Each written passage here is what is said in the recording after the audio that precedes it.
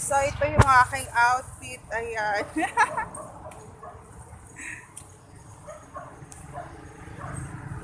Ayan. Malulobat na pala ang aking cellphone. So, ayan. Nakikita niyo ba yung mukha ko? So, ayan ang aking outfitan with the laptop. And malapit pala dito yung terminal. And pabalik na ako ng Cotabato. So, Cotabato to Davao. And Davao to Cagayan de Oro. And Cagayan de Oro to Manila. And 2 days pa ako sa Togo na barko. So, good luck sa ating lahat. So, ayan, mabuhay Pilipinas. So, ayan, there's no safe place to all targeted individual out there.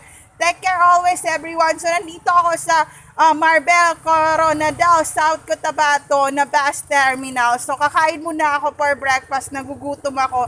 And the bus is not yet come. So, ayun, hindi pa dumating yung bus. So, ito yung aking pa-outfit in the morning.